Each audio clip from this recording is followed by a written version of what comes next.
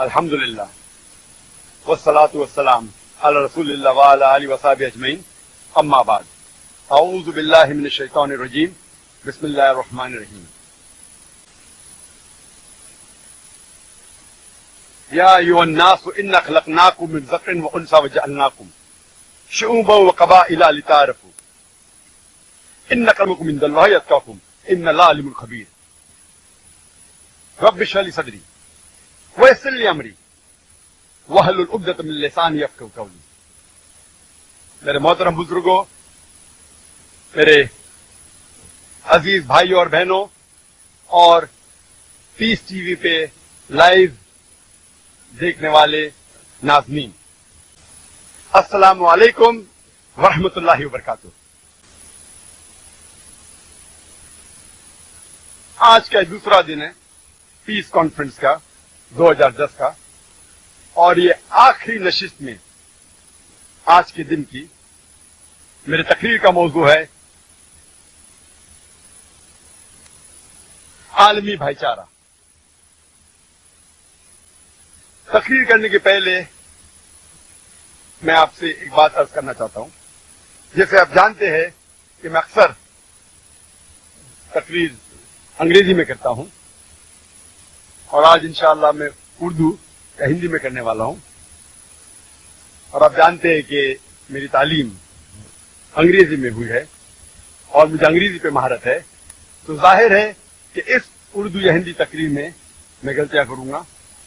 تو اس غلطیوں کے لیے تقریر کے شروع میں ہی میں آپ سے معذرت چاہتا ہوں، اور امید رکھتا ہوں کہ آپ میرے غلطیوں کو نظر انداز کریں گے اور میرے تقریر کے پیغام پہ توجہ دیں گے۔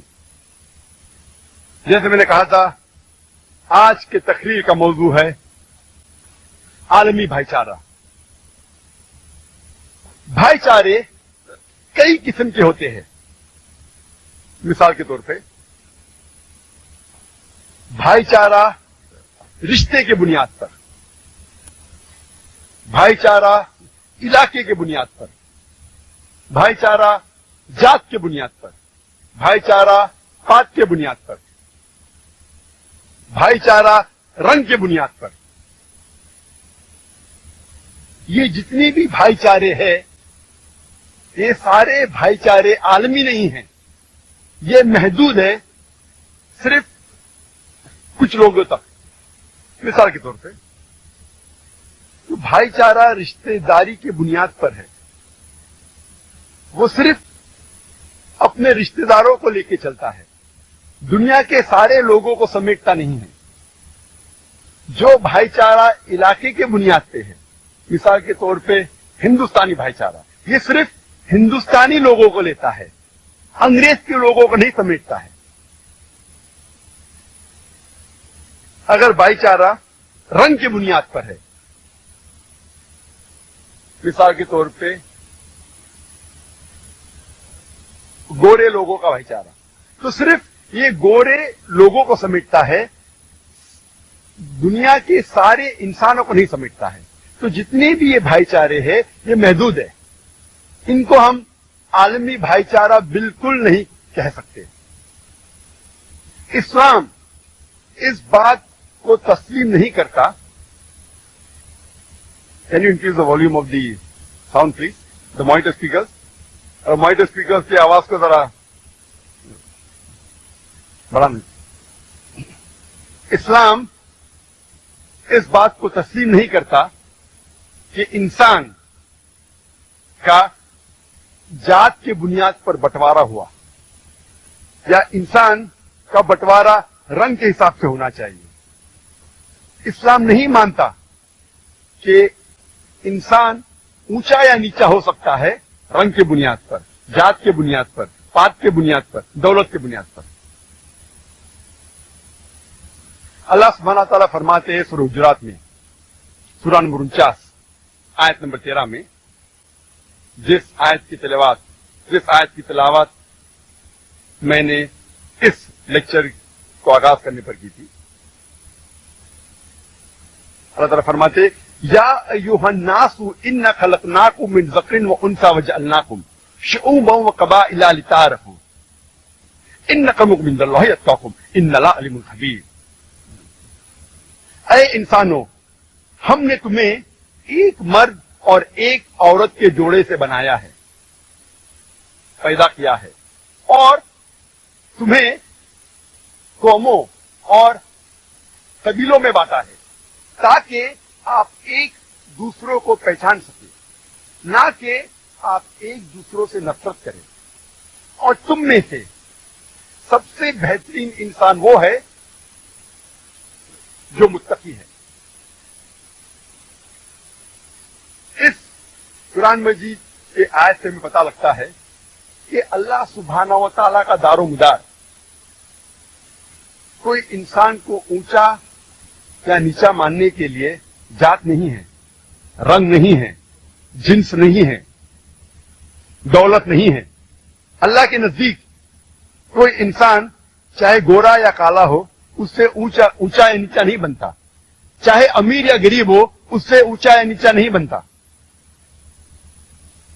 چاہے وہ ہندوستان میں پیدا ہوا یا یو ایس اے میں پیدا ہوا، اس سے اللہ سبحانہ و تعالی کے نزدیک کوئی انسان اونچا یا نیچا نہیں بنتا. اللہ کے نزدیک انسان اونچا تب بنتا ہے جب وہ متقی بنتا ہے. کوئی انسان کو جانچنے کے لیے ضرورت ہے تقوی کی. تقوی مانے نیکی، اچھے اعمال. کوئی انسان کو جانچنے کے لیے ضرورت ہے تقوی کی. تقوی مانے نیکی، اچھے اعمال، دینداری. ایک انسان دوسرے انسان سے تبھی اونچا بن سکتا ہے جب تک وہ اللہ سبحانہ و تعالیٰ کے اور قریب نہ آئے، دینداری میں اونچا نہ رہے. دینداری، اچھے اعمال اور نیکی اللہ کے نزدیک بنیاد ہے کسی انسان کو اونچا یا نیچا کہنے کے لیے. اللہ سبحانہ و تعالیٰ فرماتے ہیں قرآن مجید میں سورہ روم میں سورہ نمبر 3 آیت نمبر 22 میں، اللہ سبحانہ و تعالیٰ کی نشانی میں سے نشانی ہے یہ آسمان اور زمین اور انسانوں کے جو مختلف رنگ اور زبانیں ہیں. یہ نشانی ہے دانش مندوں کے لیے تاکہ وہ سمجھ سکے. اللہ کے نزدیک یہ جو اللہ نے مختلف زبانیں انسانوں کو دی ہے، مختلف رنگ دیے ہیں، وہ اللہ تعالی کی نشانی ہے تاکہ آپ ایک دوسروں کو پہچان سکیں، نہ کہ آپ ایک دوسروں سے نفرت کریں. اللہ تعالیٰ فرماتے ہیں سورہ اسراء میں سورہ نمبر 17 آیت نمبر 70 میں، وَلَقَدْ كَرَّمْنَا بَنِي آدَمَ. اللہ سبحانہ و تعالیٰ نے ساری بنی آدم پہ کرم فرمایا. اللہ سبحانہ و تعالیٰ نے ساری بنی آدم کو عزت دی، چاہے وہ عورت ہو یا آدمی ہو، چاہے کالا ہو یا گورا ہو، چاہے امیر ہو یا غریب ہو. اللہ سبحانہ و تعالیٰ نے سارے بنی آدم پر کرم فرمایا.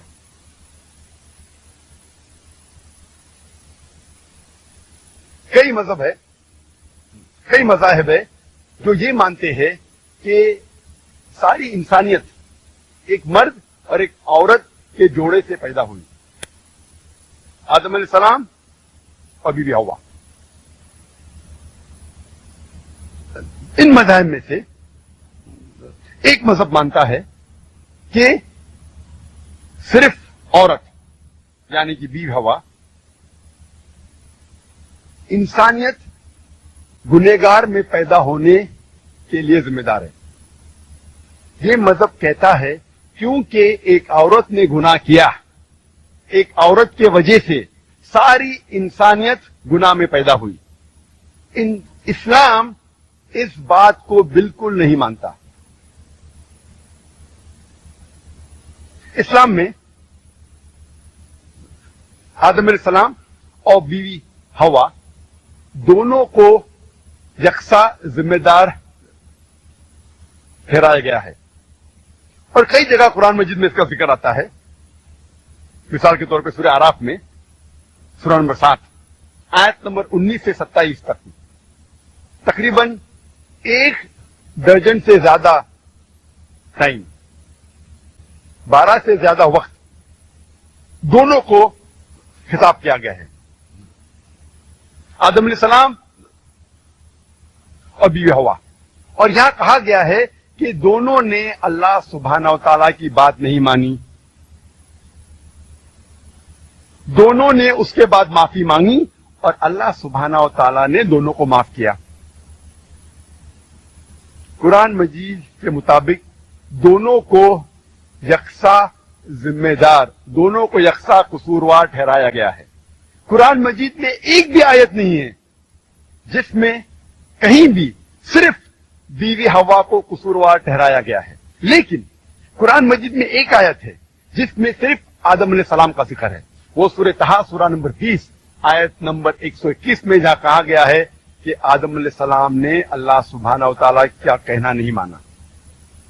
लेकिन हम कुरान मजीद की सारी आयतें पढ़ते हैं, हमें पता चलता है कि दोनों यकसा कसूरवार हैं। और कुछ गैर इस्लामिक मजहब है जो ये कहते हैं कि इसके वजह से अल्लाह सुब्हानहू व तआला ने औरतों पर लानत भेजी और औरतें तकलीफ से बच्चे जनेंगी, ये उनके लिए एक सजा है।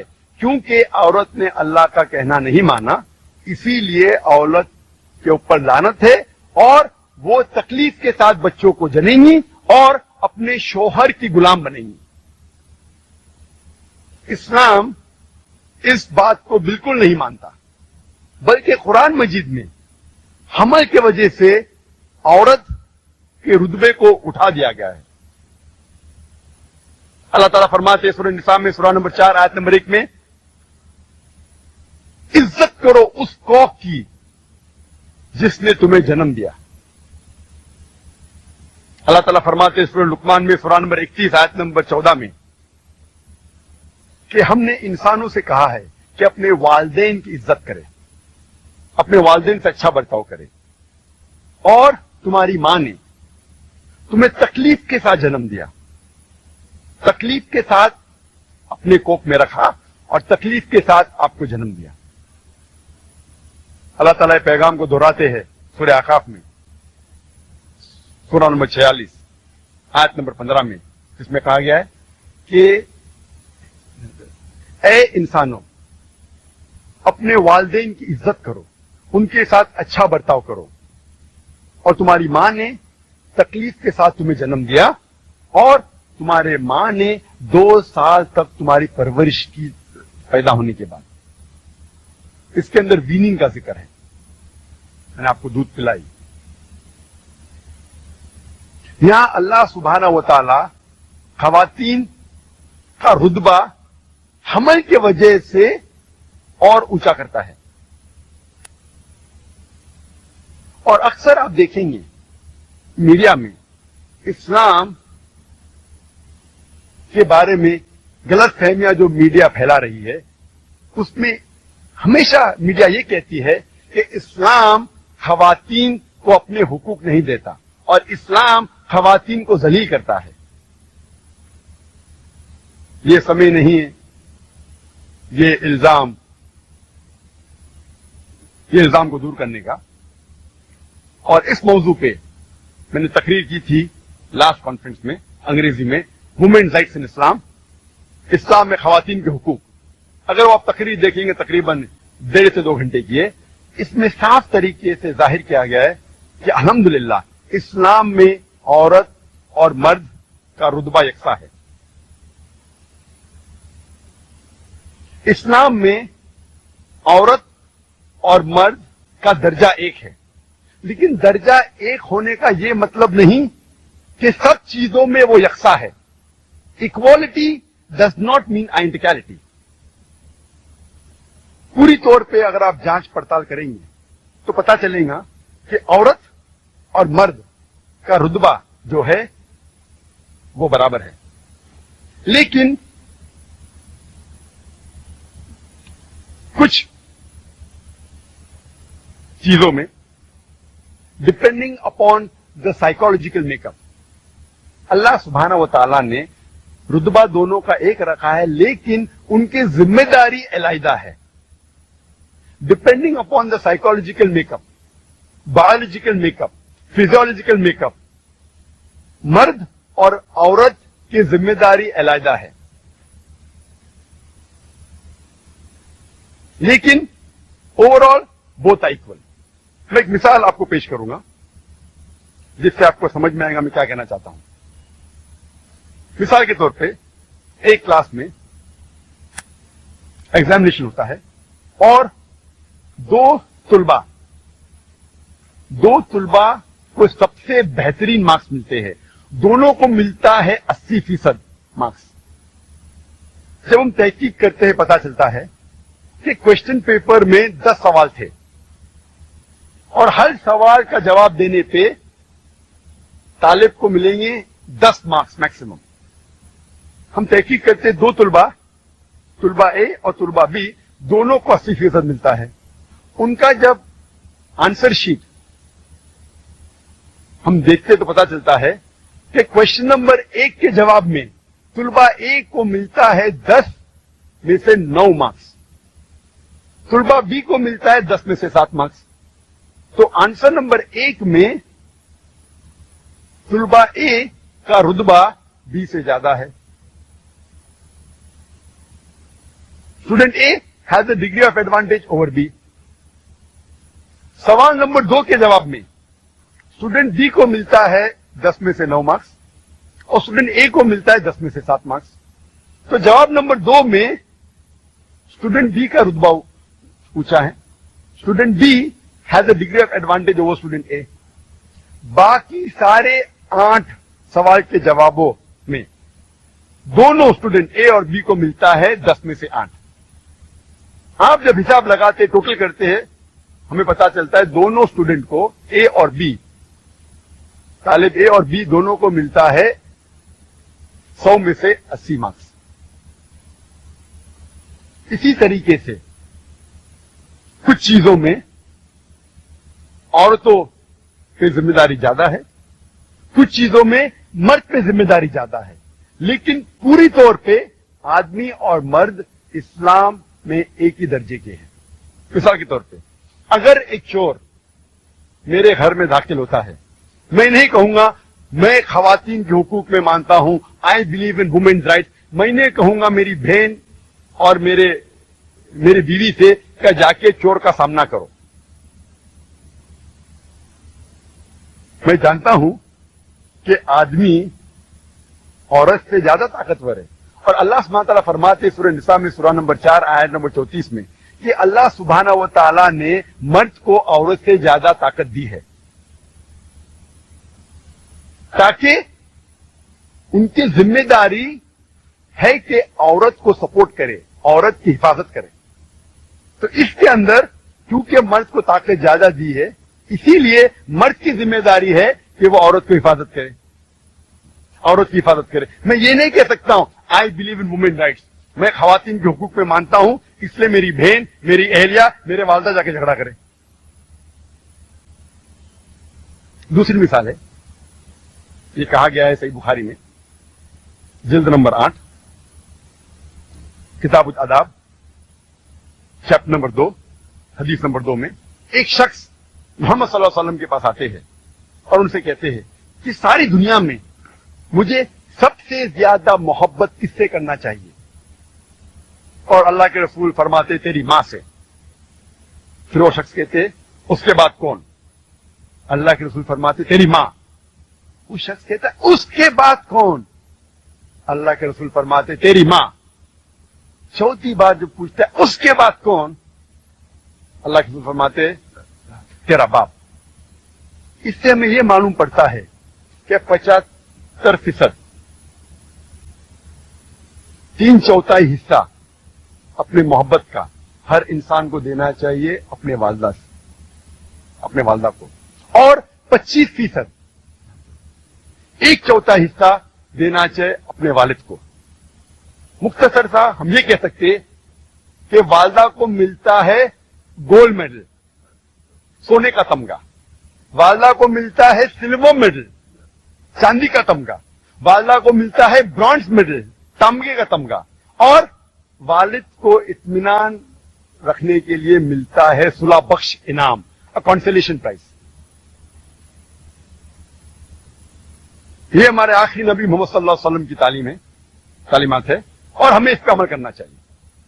तो इस चीज में भी पता चलता है कि औरतों का दर्जा, क्योंकि वो इंसान को अपने पेट में 9 महीने रखती है और तकलीफ के साथ जन्म देती है, औरतों का रुतबा अल्लाह सुब्हानहू व तआला तकलीफ के साथ जन्म देती है, औरतों का रुतबा अल्लाह सुब्हानहू व तआला और ऊंचा करता है। तो इस तरीके से अल्लाह सुब्हानहू व तआला depending upon the biological makeup, the physiological makeup, the psychological makeup, different roles, different जिम्मेदारी दी गई है, लेकिन पूरी तौर पे ओवरऑल मर्द और औरत का दर्जा एक है। वाखिर दावाना अल्हम्दुलिल्लाहि रब्बिल आलमीन।